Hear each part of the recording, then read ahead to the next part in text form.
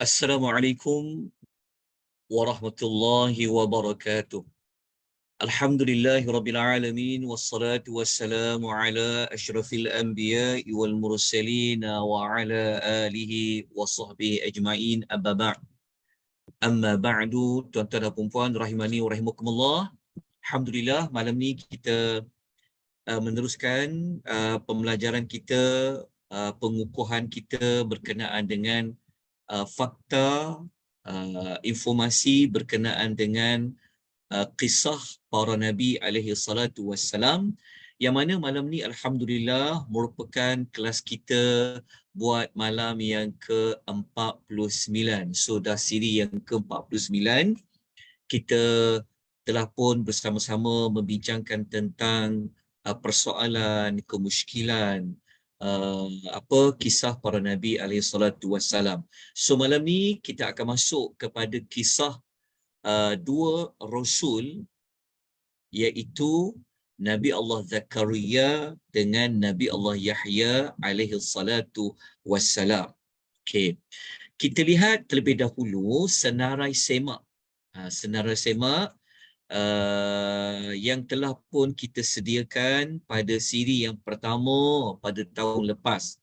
Bukan tahun lepas dah ni, kita dah masuk tahun yang kedua dah ni.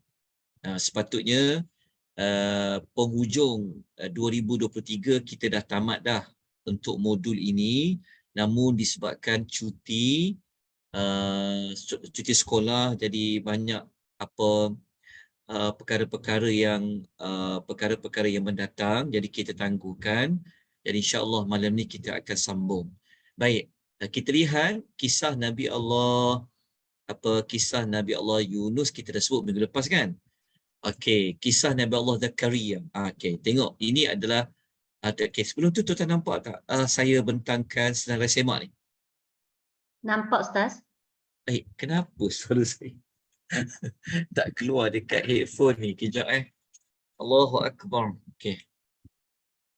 Okey, boleh dengar tak suara? Boleh Ustaz, jelas. Okey, saya pakai suara secara audio lah. Okey. Okey, kalau kita tengok senarai semak ni, Alhamdulillah dengan rahmat Allah ya, kita dah sampai pada Rasul yang ke-13 dah. Kita gabungkan sekali, iaitu Nabi Allah Zakaria dengan Nabi Allah Yahya alaihi salatu wassalam. So ada lima perkara yang kita akan bincangkan pada malam ini. Perkara yang pertama adalah berkenaan dengan kebimbangan Nabi Allah Zakaria dengan umurnya yang sudah lanjut, yang mana nanti kita akan analisis sedikit maklumat berkenaan dengan doa Nabi Allah Zakaria yang meminta kepada Allah supaya dia diberikan seorang waris dia. So kenapa dia minta seorang anak menjadi pewarisnya, sedangkan Nabi Allah Zakaria mempunyai kaum kerabat yang dekat dengannya. So kenapa dia perlukan anak, dan apa yang dia bimbangi dilakukan oleh kaum kerabatnya? Itu kemusykilan yang pertama yang kita akan bincangkan pada malam ni. Kemudian yang kedua, kita akan bincangkan tentang ketika mana doa Nabi Allah Zakaria alaihi salatu wassalam itu Allah kabulkan, maka Nabi Allah Zakaria ni dia timbul rasa macam kehairanan, dia rasa macam takjub. Macam mana aku boleh dapat anak ni? Isteri dah mandul, dia pula dah tua. Tapi persoalannya adalah dia sendiri, Nabi Allah Zakaria itu yang meminta anak. Tetapi apabila Allah kabulkan doanya, dia akan dapat anak. Nabi Allah Zakaria pula yang timbul macam rasa takjub, bagaimana dia boleh dapat anak. So kita akan rungkaikan persoalan itu. Okey, perkara yang ketiga, membincangkan tentang tanda bahawa Nabi Allah Zakaria ini dia dapat anak. Apa tanda dia? So persoalannya adalah kenapa dia minta kepada Allah tanda, ataupun kita kata isyarat awal yang Allah Ta'ala ni akan kabulkan doanya. Walaupun malaikat dah sebut kan dia akan dapat anak, tapi Nabi Allah Zakaria minta juga tanda kepada Allah. So kenapa dia nak minta tanda? Adakah dia tak yakin tentang janji Allah, dan apakah tanda itu? Okey, kita akan rungkaikan pada malam ini. Kemudian yang kemusykilan yang keempat adalah Nabi Allah Yahya alaihi salatu wassalam ini, di antara salah satu ciri beliau, Allah Ta'ala kata Nabi Allah Zakaria ni dia seorang yang hasura. Hasura ni dia dikaitkan dengan hawa nafsu terhadap perempuan. So kenapa Nabi Allah Yahya ini dia dikaitkan dengan hawa nafsu terhadap perempuan? Dia seorang yang maksudnya diperbincangkan oleh para ulama tafsir. Apa makna sebenarnya hasura itu? Adakah membawa maksud dia tak minat ke orang perempuan ke? Ataupun dia tidak ada nafsu syahwat ke? Ataupun bagaimana? Ini kita akan bincangkan kemusykilan yang keempat. Okey. Kemudian yang kelima, malam ni kita habiskan sampai ke lima perkara, iaitu tentang kematian Nabi Allah Zakaria dengan Nabi Allah Yahya. Betul ke yang kita belajar, yang kita dengar selama ni, bahawa Nabi Zakaria telah dibunuh oleh orang Yahudi? Nabi Yahya, anaknya juga telah dibunuh orang Yahudi. Betul ke fakta itu? Kalau betul, apa dalilnya? Apa sumber rujukannya? Ini kita akan bincangkan. Jadi kelima-lima perkara ini, tuan-tuan dan puan-puan ya, secara tak langsung ia membantu kepada kita untuk mengikuti modul berkenaan dengan jejak 25 Rasul yang kita jadualkan pada hari Jumaat malam Sabtu. Tapi kita akan ubah, mungkin bawa kepada hari Sabtu pagi, yang mana kita memang sekarang sedang menjejaki kisah Nabi Allah Zakaria dengan Nabi Allah Yahya. Jadi siapa yang mengikuti pengisian pada malam ini, satu kita kata dia akan dapat maklumat awal lah. Kerana maklumat yang sama yang kita akan masukkan nanti pada modul jejak 25 Rasul. Jadi malam ni kita bukan nak bincang secara panjang lebar kisah Nabi Allah Zakaria dengan Nabi Allah Yahya. Kita cuma nak bincangkan beberapa maklumat yang perlu kepada huraian yang lebih lanjut supaya kita tak salah faham. Kita perlukan kepada huraian yang membawa kepada kita lebih faham dan lebih jelas. Okey. Jadi saya terus paparkan kepada tuan-tuan dan puan-puan, iaitu nota PowerPoint yang saya sempat edarkan kepada tuan-tuan dan puan-puan sebelum maghrib tadi kot serasanya kan. Nanti kita akan sama-sama lihat. Okey, saya dah paparkan nota itu. Okey, sebelum tu tuan-tuan nampak tak nota yang saya paparkan? Nota PowerPoint. Nampak Ustaz? Ustaz belum record Ustaz. Ustaz tak jadikan kat co-host. Oh, saya tak recordkan lagi ke? Tapi dekat FB Live ada tak? FB ada. Okey, dekat FB Live ada. Alhamdulillah. Syukur pada Allah. Okey, tuan-tuan. Kita teruskan perbincangan kita. Okey, kemusykilan nombor 1. Seperti yang saya sebutkan tadi pada peringkat awal.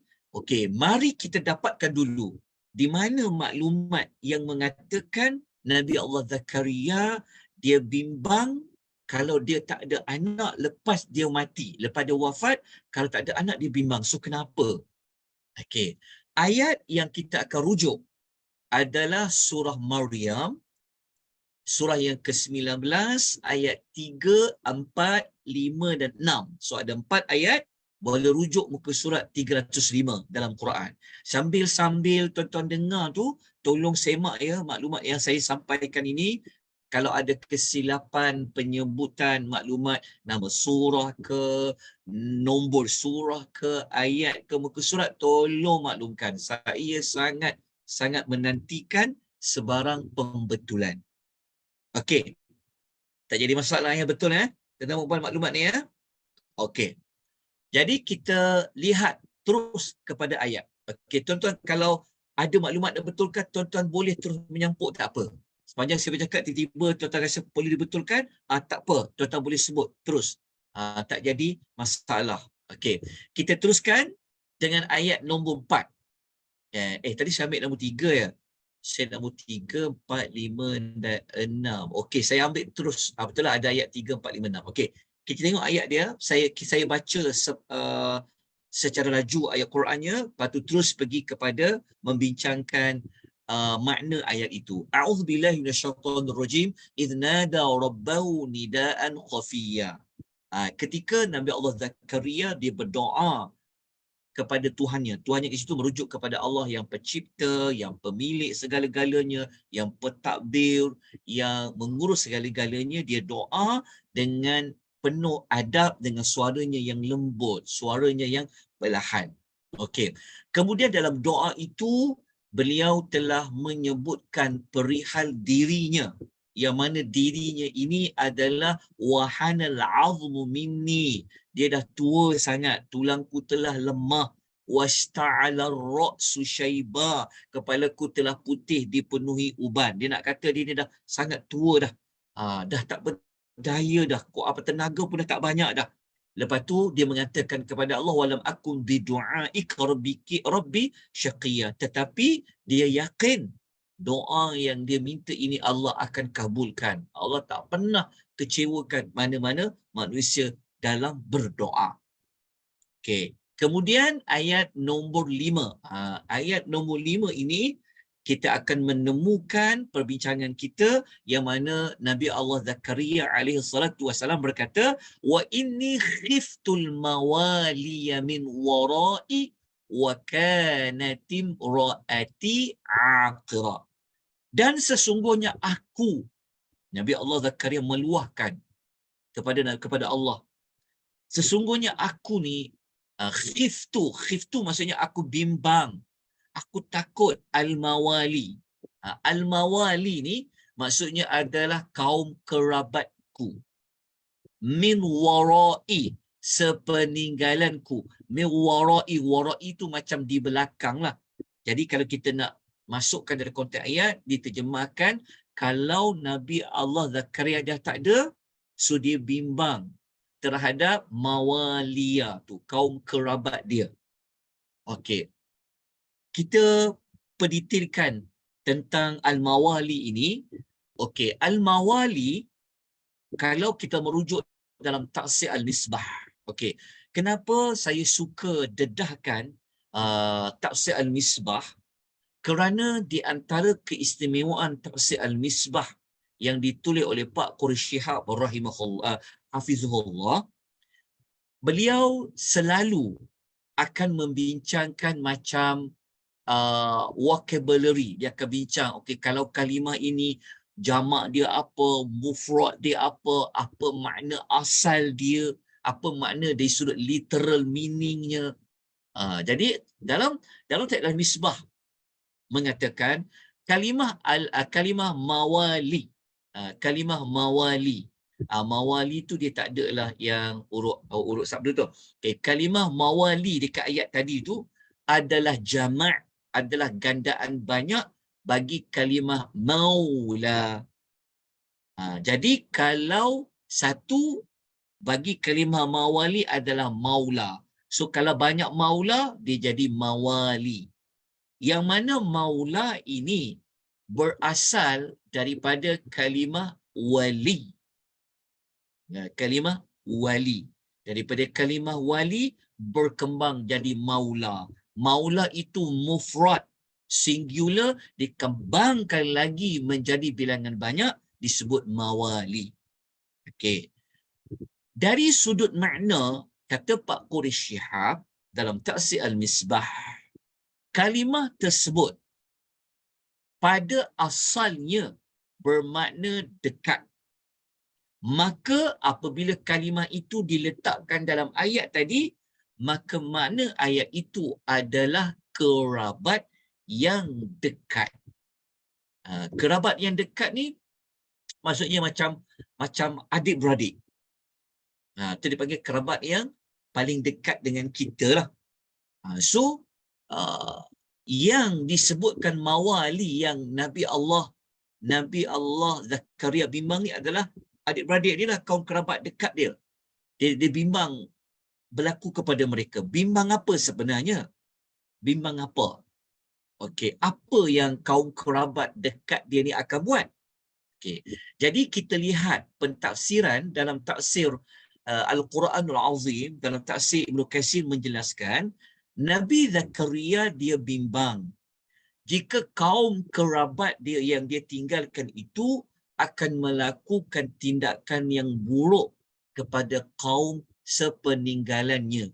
So saya minta maaf tuan-puan kalau ada berlaku kesilapan ejaan, ada 2L betul ke, tak ada 2G sepeninggalan tu, saya minta maaf banyak-banyak ya.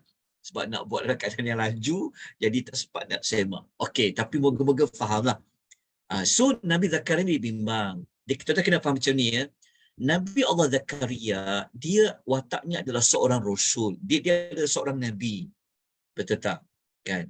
Jadi kalau dia nabi, tentulah cara dia dakwah, cara dia berkomunikasi dengan umat, dengan kaum dia, cara dia mendidik, kan?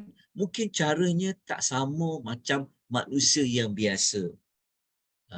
Manusia biasa ni mungkin dia bertindak melampaui batas ke, ataupun ambil hak orang ke, mungkin mereka ini bertegas tidak kena pada tempat ke. Dia tak sama macam kalau dia nabi. Jadi itu di antara maksudnya. Jadi kata Ibnu Katsir, justru itu Nabi Allah Zakaria minta kepada Allah supaya Allah kurniakan anak, dan anak tu pula nanti dia dapatlah pangkat sebagai seorang nabi. So kalau dia seorang nabi, tentu watak dia, pendekatan dia, tutur kata dia dalam mendidik manusia itu adalah sebagai seorang nabi. Okey, saya harap jelas tentang apakah kebimbangan yang dibimbangi oleh Nabi Allah Zakaria alaihi salatu wassalam. Jadi untuk kemuskilan yang bahagian pertama ni selesailah. Okey. Sekarang kita nak lanjutkan lagi. Dalam ayat yang sama, iaitu pada ayat nombor 6, Nabi Allah Zakaria dia ada minta kepada Allah supaya mewarisi pada anak yang dia akan dapat tu. Jadi ayat tu berbunyi, yarisuni wa yarisu min ali Yaqub. Okey. Waj'alhu rabbi radiyya. Dia kata, engkau kurniakan aku seorang anak yang mana anak itu akan mewarisi daripada aku dan mewarisi juga nenek moyang dia, iaitu keluarga Nabi Allah Yaqub, dan jadikan dia sebab wahai Tuhanku seorang yang diredai. Jadi apa maksud mewarisi daripada Nabi Allah Zakaria itu? Apa yang Nabi Allah Zakaria nak tinggalkan supaya nanti diwarisi oleh anak dia? Okey. Mengikut ulasan Al-Imam Ibnu Katsir.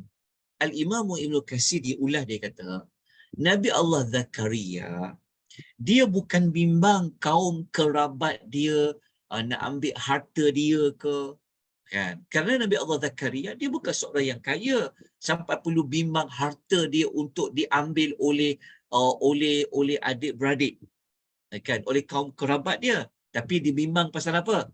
Yang saya sebut tadi tu. Dia bimbang nanti kalau kaum kerabat dia cuai, culas dalam mendidik, mendakwah, pendekatan digunakan kepada kaum dia. Jadi berbeza kalau ada anak. So kalau ada anak dia ni jadi nabi pula, so berbeza. Okey. Kemudian Ibnu Katsir kata, Nabi Allah Zakaria dia bukan nak mewarisi harta, dia kata. Kerana para nabi mereka tak boleh mewarisi harta. Maksudnya kalau zuriat para nabi mereka tak akan ada harta pusaka. Kerana semua harta nabi ni kena disedekahkan. Jadi kata Imam Ibnu Katsir, keinginan doa Nabi Allah Zakaria yang minta warisi tadi itu sebenarnya adalah untuk mewarisi jawatan sebagai seorang Nabi.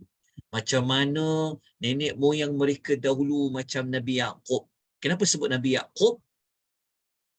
Kita telah sebut tuan-tuan ya pada modul Jejak 25 Rasul. Sebenarnya kita tak tahu nasab keturunan Zakaria. Maksudnya kita tahu bin dia apa, bin kita tak tahu. Tapi yang pasti, kalau kita baca pada ayat ini, dia adalah daripada kumpulan Rasul-Rasul Bani Israel.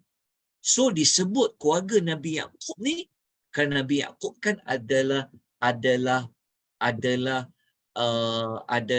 apa, keturunan Nabi Yaqub kan ni adalah Bani Israel yang pertama. So anak Nabi Yaqub pun menjadi rasul, menjadi nabi. Yaqub tu juga adalah seorang nabi. Jadi sebenarnya dia nak mewarisi apa? Nak mewarisi pangkat kenabian. Bukan Nabi Allah Yaqub bimbang tentang harta dia. Sebab sebelum ni kita belajar Nabi Allah Zakaria, apa sumber pendapatan dia? Sumber pendapatannya adalah daripada menukang kayu. Nabi Zakaria ni seorang tukang kayu. So, taklah sekaya orang yang jual emas ke.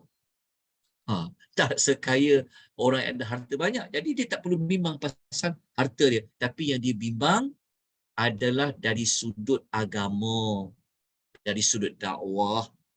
Okey. Jelas ya? Untuk nombor 1. Okey, saya harap saya tak perlu ulang. Kalau ada persoalan, nanti tolong tanya. Okey, kemuskilan yang kedua. Okey. Kenapa? Maknanya apa makna di sebalik rasa takjub Nabi Allah Zakaria alaihi salatu wassalam? Okey, sekejap ya. Okey. Zakaria alaihi salatu wassalam. Okey.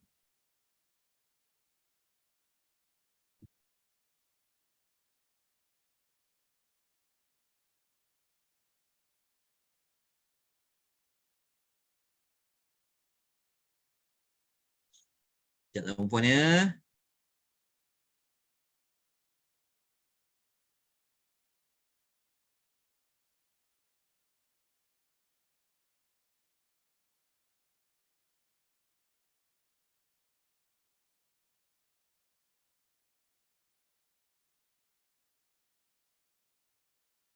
Okey.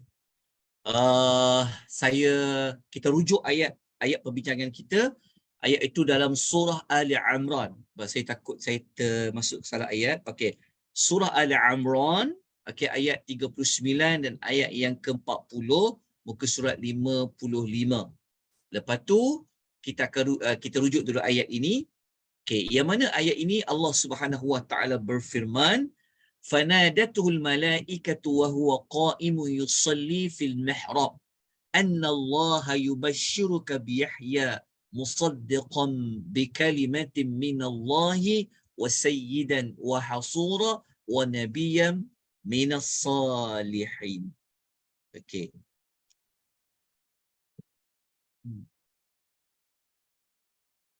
Sekejap ya.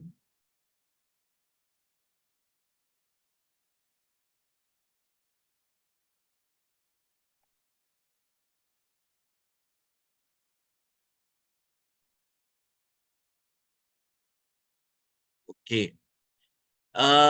Kita tengok terjemahan dia. Betul lah ayat ni Okey, 39 kan? Okey. Lalu dia iaitu Nabi Allah Yahya diseru oleh para malaikat ketika dia sedang berdiri solat di mihrabnya.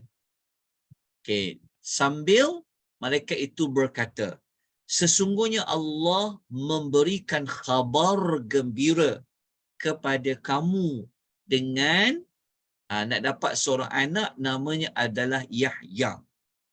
Jadi sedang Nabi Allah Zakaria beribadat, tiba-tiba datang beberapa malaikat sampaikan berita gembira, doa yang dia minta kepada Allah, seorang anak yang akan mewarisi pangkat kenabian tu dia akan dapat, dan namanya adalah Yahya.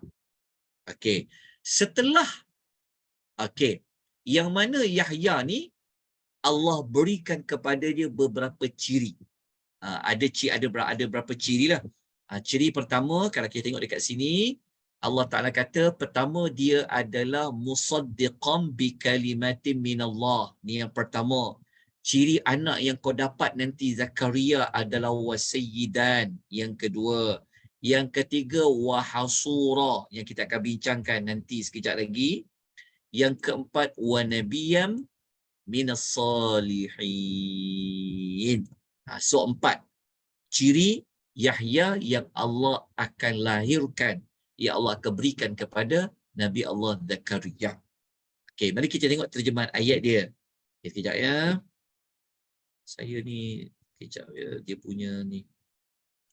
Okey, terjemahan ayat dia. Okey, tengok yang 4 perkara tadi. Sekejap saya padam sekejap tulisan ni. Okey. Yang mana Nabi Allah Yahya ni akan membenarkan kalimah yang datang daripada Allah. Dia ni akan menjadi ikutan. Dia mampu menahan hawa nafsu. Dan dia akan menjadi seorang Nabi daripada orang yang saleh. Okey. Selepas Nabi Allah Zakaria dapat berita gembira ini, apa yang berlaku kepada dia? Tiba-tiba dia kata apa pada Allah?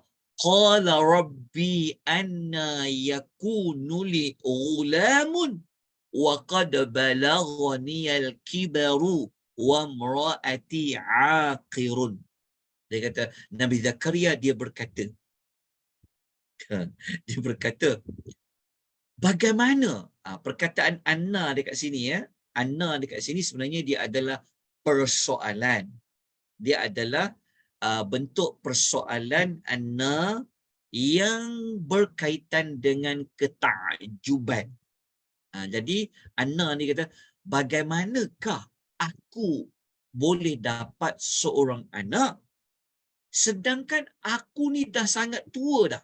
Yang kita baca sebelum ayat tadi sebelum ni kan, rambut dia dah beruban, isterinya juga sudah tua, dan isteriku pula seorang yang mandul. Okey, so macam mana aku boleh dapat anak? Aku pun dah tua dah, isteri aku pula mandul, tua pula lepas tu mandul. Okey. Maka para malaikat mengatakan kadzalikallahu yaf'alu ma yasha. Okey, Allah Subhanahu wa taala berfirman. Okey. Oh, bukan. Ini bukan para malaikat sebut yang kalau kita baca pada ayat ni sekejap. Okey. Allah Ta'ala memberitahu tentang rasa kehairanan Nabi Allah Zakaria tadi. Allah kata, macam itulah keadaan, macam itulah Allah akan tetapkan. Walaupun kau dah tua, isteri kau dah malu, kau akan dapat anak namanya Yahya tadi tu. Allah melakukan apa yang Allah kehendaki. Okey. Tuan-tuan dan puan, rahimani wa rahimakumullah. Okey, berdasarkan ayat ini, peliklah bagi kita sebab akan timbul kemusykilan adalah dia yang beria-ria nak minta anak, tiba-tiba apabila dah dapat berita isteri dah dapat anak, dia pula tanya pula. Okey, dia pula tanya. Okey. Saya ambil satu lagi ayat ramai, saya ambil satu lagi ayat lain dalam surah Maryam ayat 7 sampai ayat nombor 9. Okey, muka surat 305. Tolong buat saya makan maklumat ini. Okey, Allah Ta'ala berfirman, ya Zakaria, inna nubashiruka bi ghulamin ismuhu Yahya. Okey. Wahai Zakaria, sesungguhnya kami memberikan khabar gembira kepada engkau dengan menggunakan seorang anak lelaki namanya Yahya. Yang mana nama Yahya ni lam naj'al lahu min qablu samiyya. Yang pada zaman engkau itu belum pernah lagi ada seorang pun manusia namanya adalah Yahya. Okey. Kemudian ayat nombor 8. Nabi Allah Zakaria dia bertanya. Qala rabbi anna yakunu li ghulamun wa kanat imraati aqra. Nabi Zakaria berkata tu maksud dia bertanya, wahai Rabbku, macam mana aku akan dapat seorang anak sedangkan isteriku adalah aqirah, seorang yang mandul, wa qad balaghtu minal kibari itiya. Sedangkan aku pula sudah sampai umur yang sangat lanjut, dia kata. Oh, okey. Kemudian apa lagi berlaku selepas itu?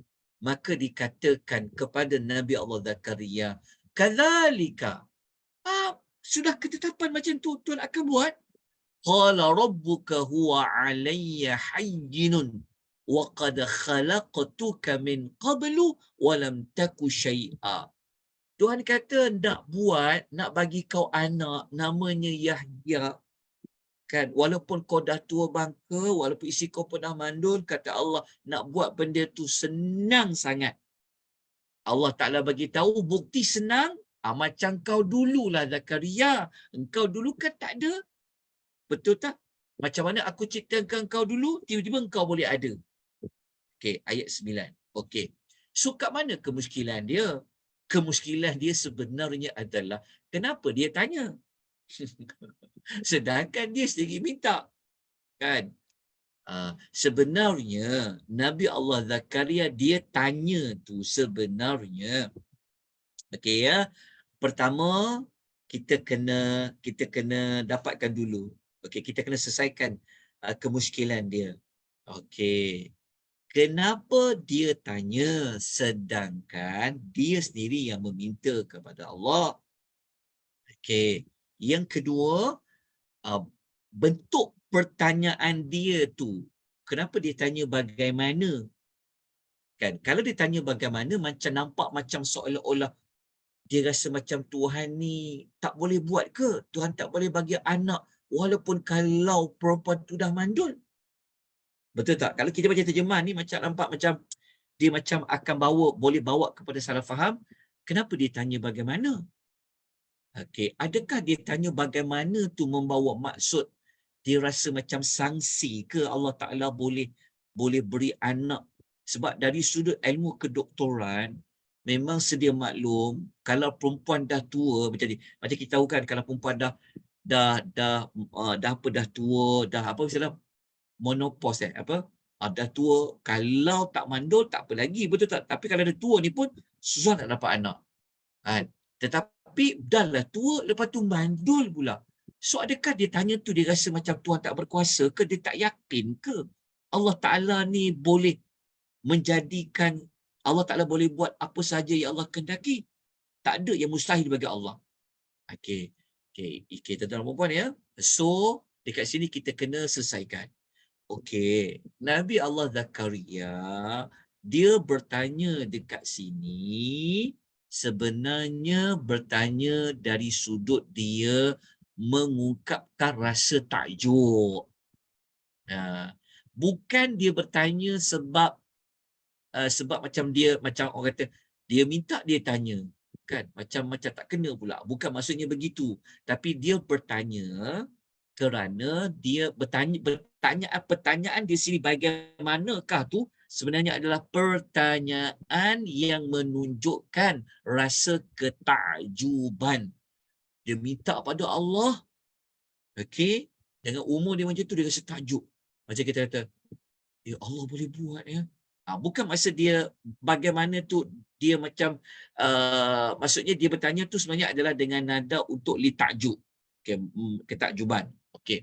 Kemudian kenapa dia tanya juga bagaimana? Bukan kerana dia merasa sangsi terhadap kekuasaan Allah. Nabi Allah Yaqub, Nabi Allah Zakaria ni sebab dia rasa yakin Allah boleh buat apa saja, macam mana Allah boleh bagi makan tiap-tiap kali dia jumpa Maryam, Allah bagi dia makan. Menandakan Nabi Allah Zakaria yakin pada Allah tu. Tapi dia tanya bagaimana ni sebenarnya adalah dia nak tahu tentang apa? Tentang apa ni? Tentang cara macam, iyalah kan, macam cara macam soalannya, kalau dah tua, lepas tu isteri dah mandul, so macam mana Allah nak buat? So pertanyaan tu nak ada pertanyaan dari sudut bagaimana dia boleh mendapatkan anak dalam keadaan isteri dia yang sudah apa yang sudah tua. Macam ni lah, macam kita kata dalam bahasa kita apa ya? Kita maksudnya macam contoh kan. Doktor kata ikut kebiasaan ni Pak Cik, penyakit macam Pak Cik ni dah masuk fasa 4 ni. Beberapa bulan je lagi Pak Cik ni. Kan kalau ikut trend dia macam tu lah, banyak kes jadi macam tu. Tiba-tiba Pak Cik ni umurnya panjang bertahun-tahun. Contoh boleh faham tak? So kita tanya, macam mana Pak Cik tu boleh hidup Sedangkan doktor kata, bukan maksud kita sangsi tentang doktor tu membuat ramalan, sebab doktor tu dia sebut mengikut kepada kebiasaannya macam itulah. Tapi bagaimana tu nak merujuk tentang bagaimana tu. Behadok, macam itulah saya nak jelaskan. Susah benar nak menerangkan ni. Okey ya, jelas ya untuk kemuskilan yang kedua ini. Okey. Kemudian kita lanjutkan yang ketiga.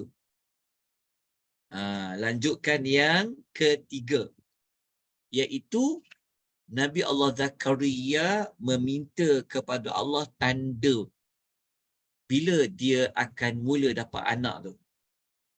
Kan? Tadi kita dah sebut, betul tak? Malaikat datang ketika dia berada di mihrab. Kan?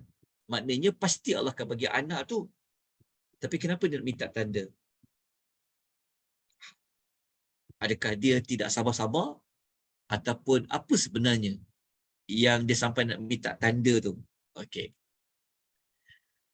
Jadi kita rujuk terlebih dahulu, surah rujukan kita adalah Ali Imran ayat 41 muka surat nombor 55, yang mana Nabi Allah Zakaria mengatakan qala rabbi ja'alli ayatan.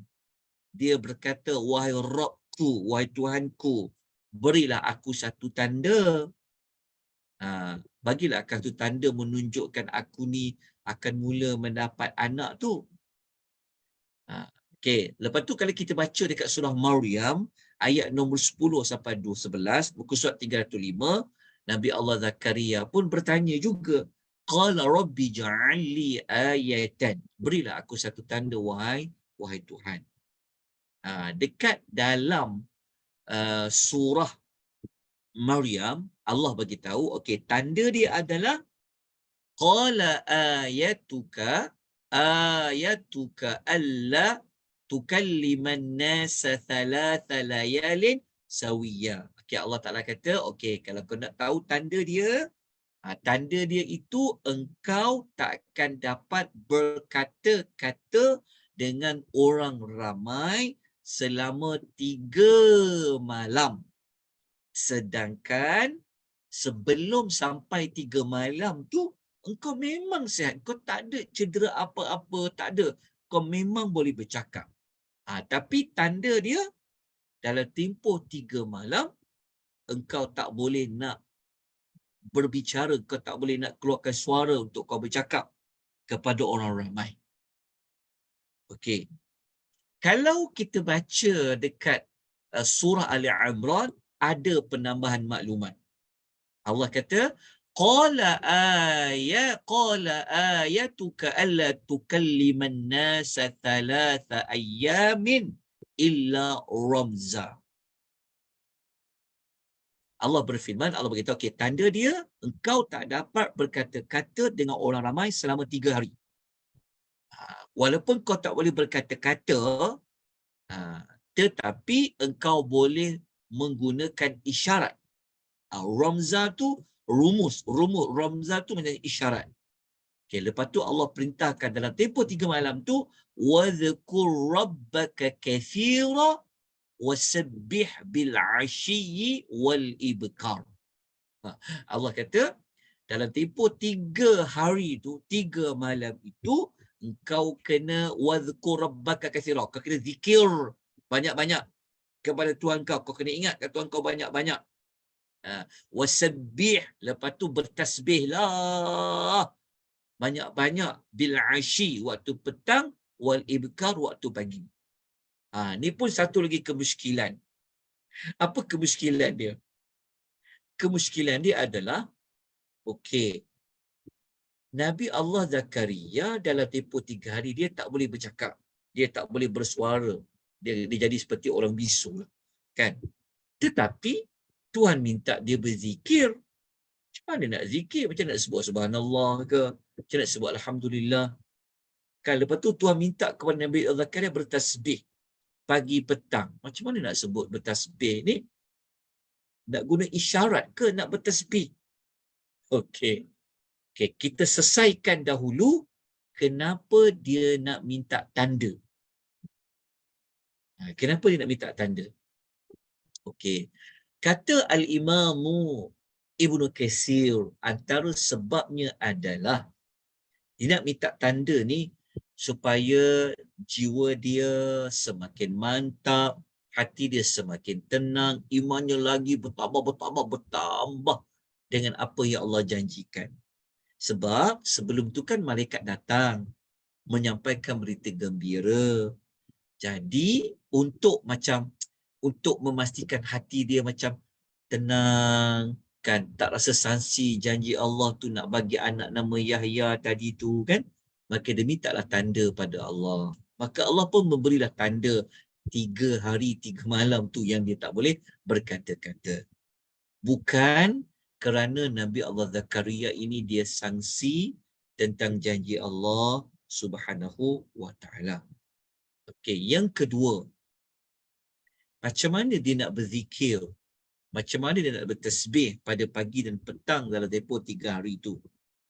Okey, saya merujuk kepada ulasan yang dibuat oleh almarhum Dr. Salah Abdul Fattah Al-Khalidi. Okay, dalam buku, dalam kitab yang kita jadikan sebagai rujukan ni, sebenarnya kita menggunakan kitab tulisan beliau lah, kajian beliau lah ni sebenarnya. Okey, beliau mengatakan bahawasanya ada 2 keadaan Nabi Allah Zakaria. Keadaan pertama kalau dia bersendirian. Maksudnya dia tidak bersama dengan orang ramai. Nabi Allah Zakaria dia boleh berbicara. Maksudnya dia tak jadi bisu. Keadaan yang kedua, kalau dia bersama dengan orang ramai, masa tu dia tak boleh cakap. Boleh faham tak? Sebab dalam ayat tadi tu Allah Ta'ala kata, kalau kita baca pada ayatnya, engkau tidak boleh bercakap bersama dengan orang ramai melainkan bagi isyarat saja. Betul tak? Allah tak cakap dalam tempoh 3 hari tu kalau dia bersendirian. Sedangkan Tuhan cakap zikir, bertasbih. Dan kita tahu Nabi Allah Zakaria tempat yang dia akan gunakan untuk bertasbih, berzikir, antaranya ada dekat mihrab tu. Jadi kata Dr. Salah, ada 2 keadaan dalam tempoh 3 hari tu. Kalau dia bersendirian, dia boleh berbicara. Tapi kalau dia bersama orang ramai, dia tak boleh bercakap. Dia ada menggunakan isyarat. Okey. Kita nak bincangkan pula. Kenapa Allah memberi tanda dia tidak boleh, kenapa dia minta tanda tu dan kenapa dalam bentuk isyarat tu? Okey. Kata almarhum Salah, dia kata sebenarnya Nabi Allah Zakaria minta tanda ni bukan sebenarnya sekadar nak rasa hati dia tenang kan.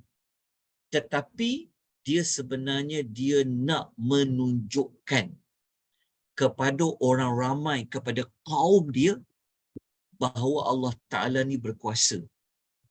Sebab semua orang tahu Nabi Zakaria ni tak bisu. Nabi Allah Zakaria ni tak ada sakit apa-apa. Nabi Allah Zakaria ni sihat walafiat. Tiba-tiba tak ada bercakap. Hanya untuk isyarat saja. So apa jadi kepada Nabi Allah Zakaria ni? Jadi sebenarnya Nabi Allah Zakaria Dia nak kepada Allah, nak menunjukkan kepada orang ramai apa yang Allah boleh buat kepada beliau.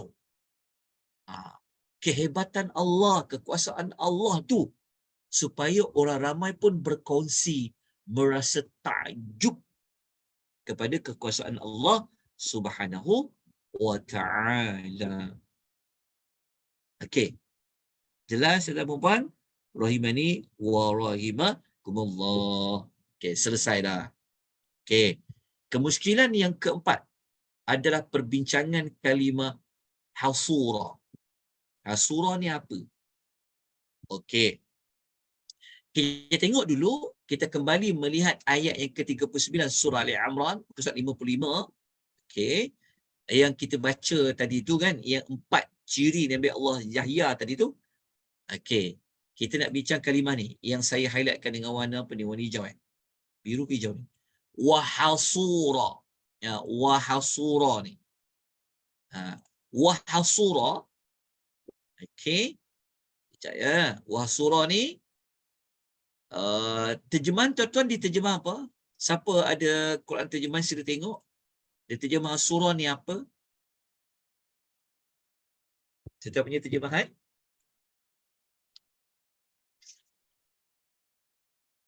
Ada tak? Kemampuan menahan diri daripada hawa nafsu. Okey. Saya punya, yang saya ikut tafsir Ibn Rahman pun sama jugalah. Menahan hawa nafsu. Menahan hawa nafsu ni maksudnya menahan hawa nafsu terhadap perempuan. Dekat situ. Ada yang kata menahan hawa nafsu ni terhadap perempuan. Okey. Mari kita tengok penjelasan dia. Okey. Dalam tafsir Ibnu Katsir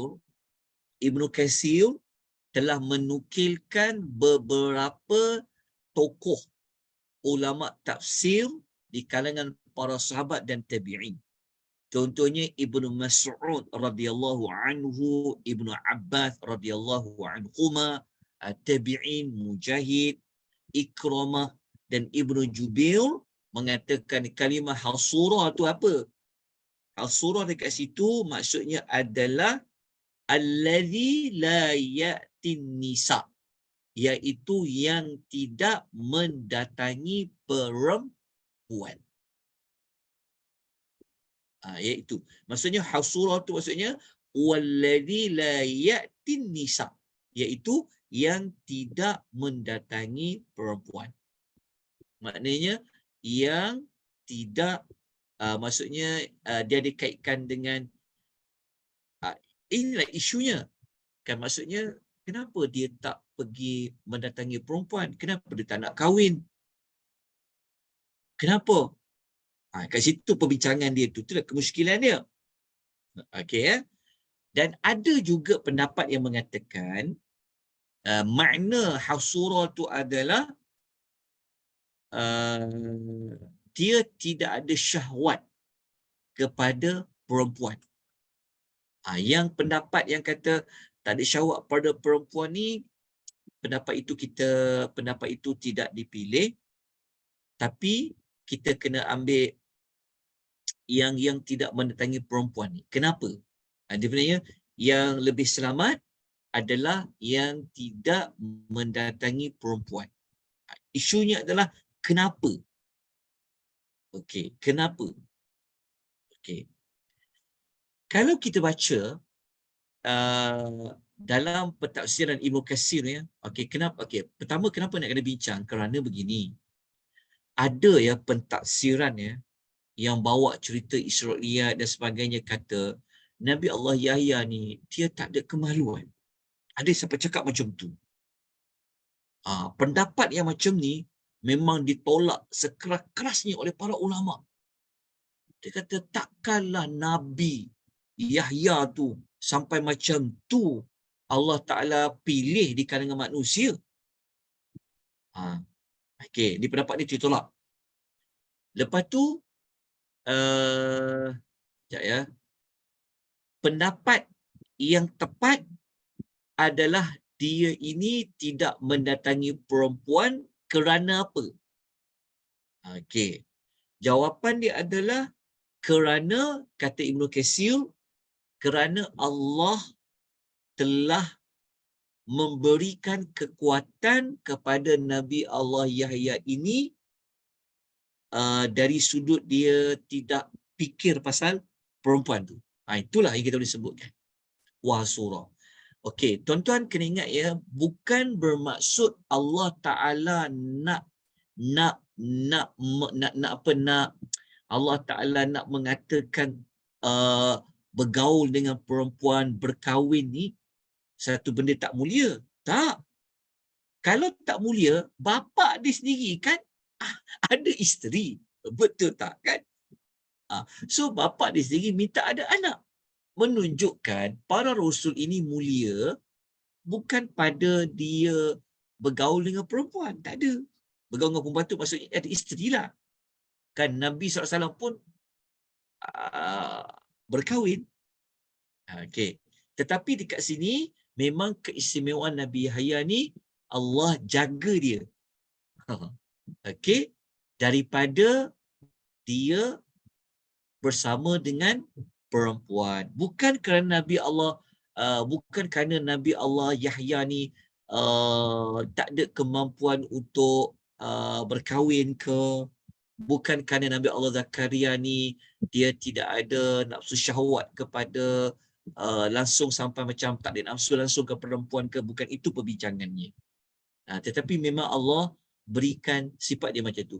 Mudahnya macam kita lah, ada juga orang lelaki yang dia tak berkahwin. Macam Imam Nawawi contohnya kan. Yalah.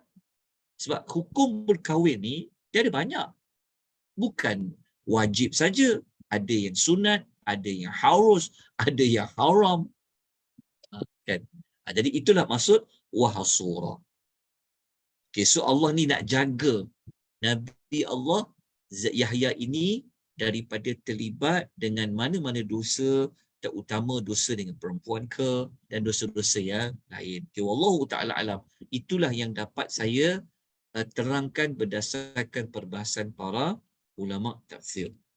Okay, sebab tu dekat terjemahan kita ni kita dah tulis elok-elok dah. Menahan hawa nafsu. Maksudnya bukan dia langsung tidak ada nafsu, tapi memang Allah jaga dia daripada memikirkan tentang perempuan. Okey. Jadi kita pergi kepada yang terakhir sekali malam ni, yang kelima, dan lagi apa boleh ya, sikit lagi lepas tu kita tamat. Okey. Kematian Nabi Allah Yahya alaihi salam dan Nabi Allah Yahya alaihi salam, betul ke Yahudi yang bunuh dia? Selama ni tuan-tuan dengar cerita apa ya? Selama ni pernah belajar lah. Betul ke Nabi Zakaria dibunuh oleh Yahudi, Yahya dibunuh oleh Yahudi? Pernah dengar tak? Pernah baca ke mana-mana artikel ke, buku ke, cerita? Ada tak? Pernah dulu-dulu tu yang Nabi Yahya digergaji tu terbelah dua tu, tapi tak betul kan? Ya, kalau yang gergaji dibelah Tak dua betul. tu Israiliyat. Ha. Nabi apa kak? Nabi apa Yahya. kak? Yahya. Okey, Nabi Yahya. Cerita tu adalah Israiliyat.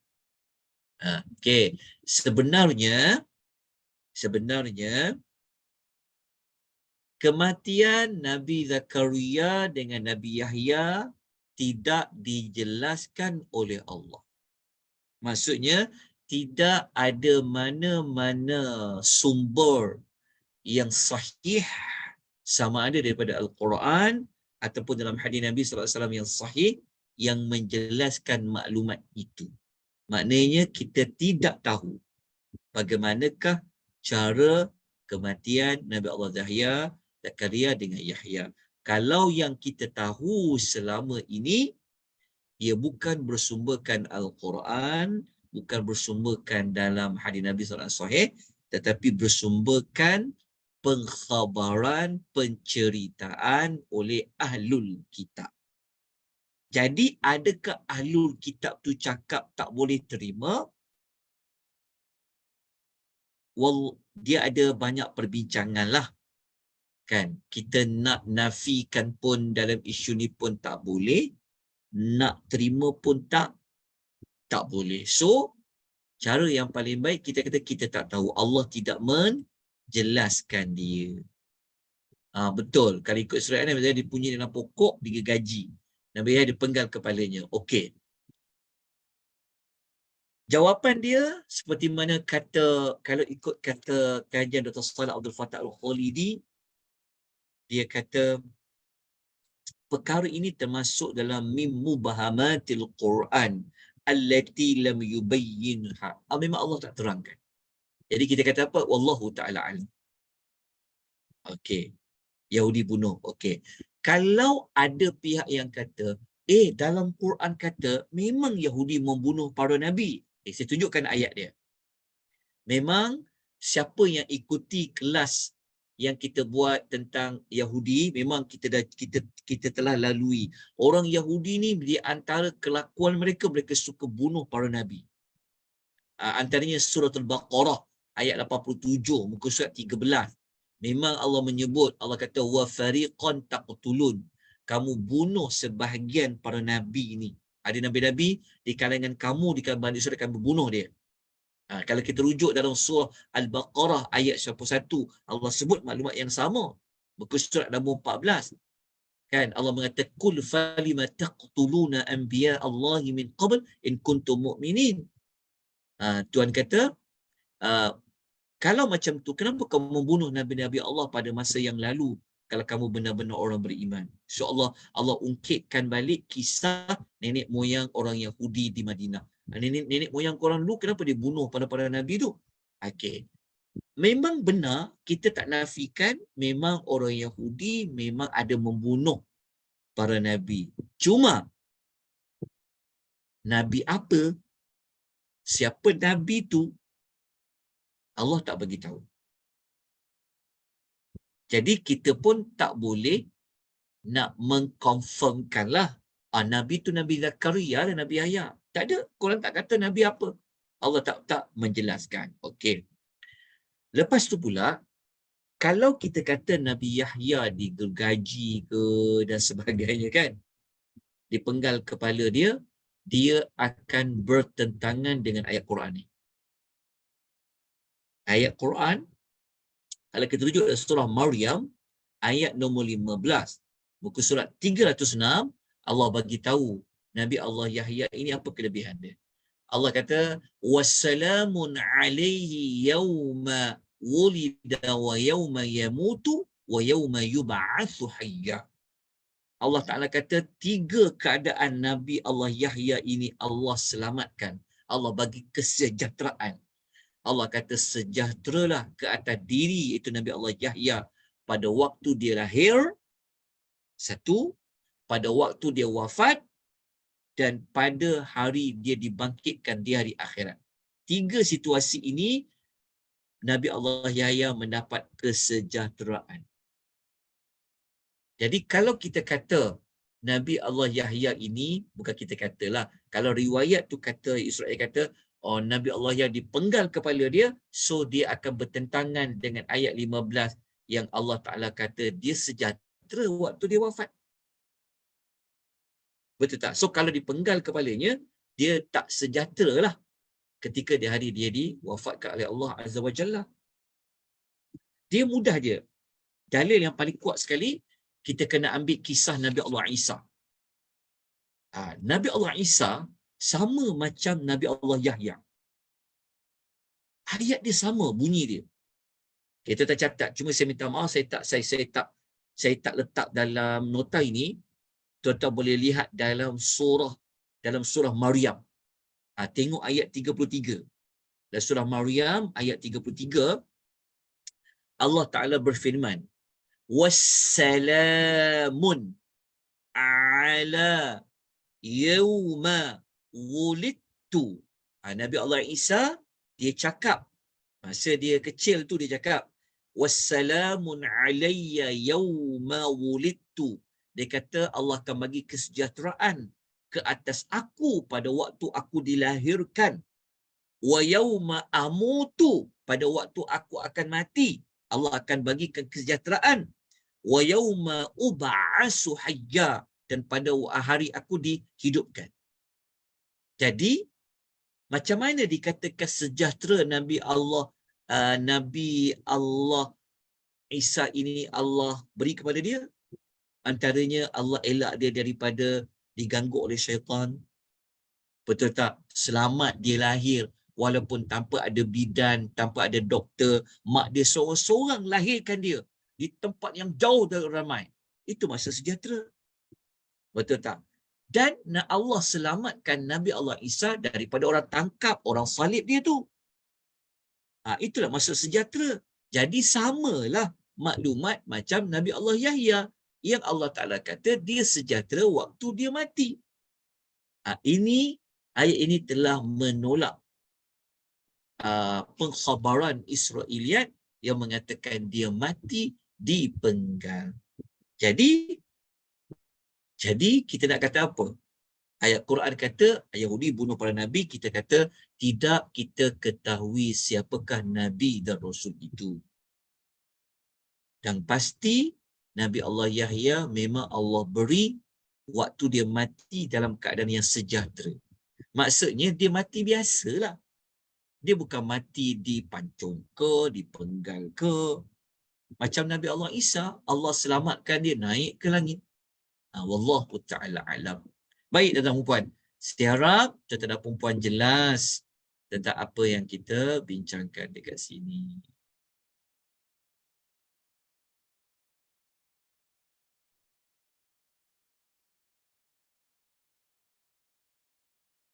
Okey. Boleh tuan puan jelas? Ada persoalan ke, pertanyaan ke?